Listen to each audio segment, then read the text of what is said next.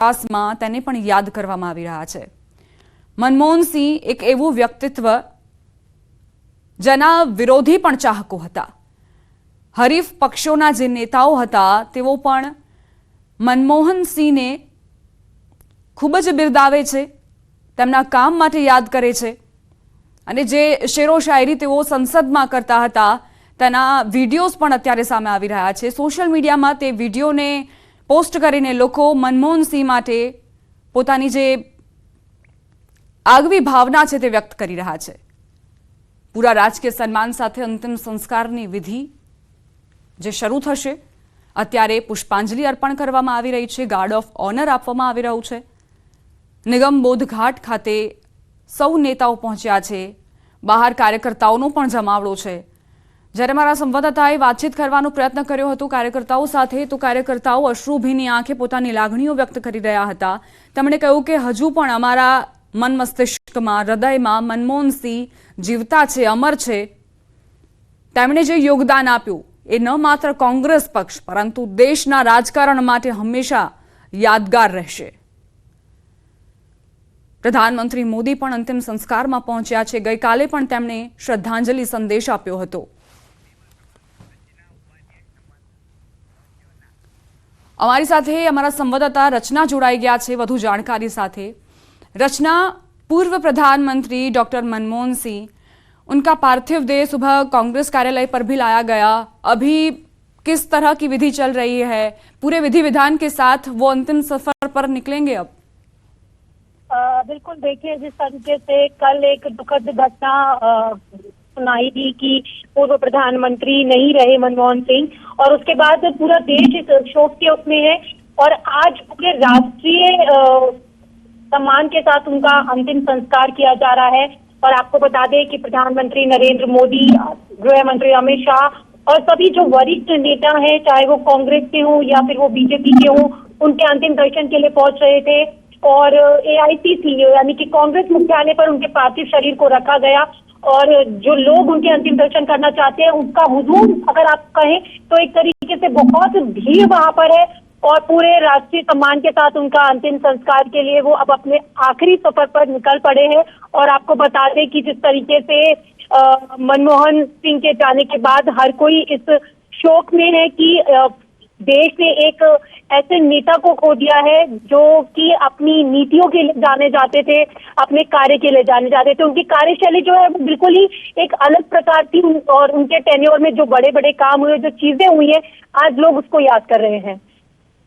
रचना, जिस तरह से 1991 में उन्होंने वित्त मंत्री की जिम्मेदारी संभाली थी और उसके बाद प्रधानमंत्री भी बने, उनके पूरे इस कार्यकाल को आप कैसे बयां करेंगी?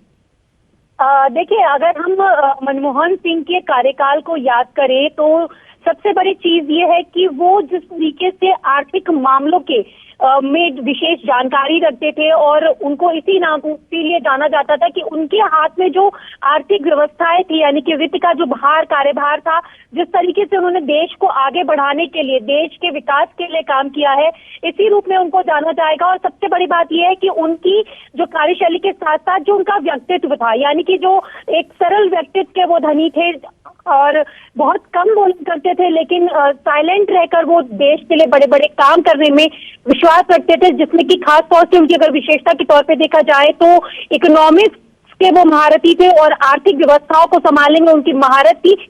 और जो दूसरे पक्ष जो के लोग थे, यानी कि दूसरे जो राजनीतिक दल थे, वो भी उनसे सलाह मशवरा लिया करते थे और विदेश में भी उनको आर्थिक विशेषज्ञ के तौर पर जाना जाता था। और सबसे बड़ी चीज यही है कि आज हम उनको उनकी आर्थिक व्यवस्थाओं को संभालने को लेकर साथ ही साथ उनके सरल व्यक्तित्व के लिए ध्यान में याद रखेंगे और हमेशा वो हमारे दिलों में रहेंगे, चाहे वो अब इस दुनिया में नहीं है, लेकिन उनकी जो एक जगह है वो हर भारतीय के दिल में खास तौर से बनी रहेगी।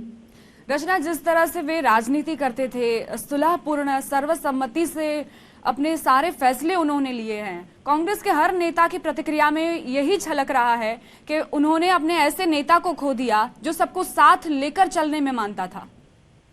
बिल्कुल, देखिए जिस समय पर उनको प्रधानमंत्री का पद मिला तो एक तरीके से कह सकते हैं कि कांग्रेस को संभालने का काम मनमोहन सिंह ने किया, क्योंकि कांग्रेस कहीं ना कहीं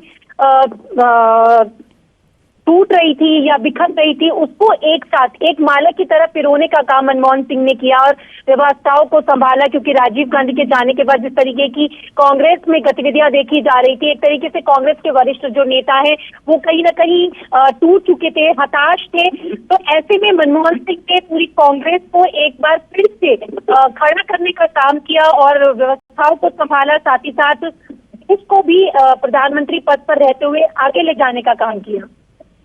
रचना, परिवार की तरफ से कोई प्रतिक्रिया सामने आई है?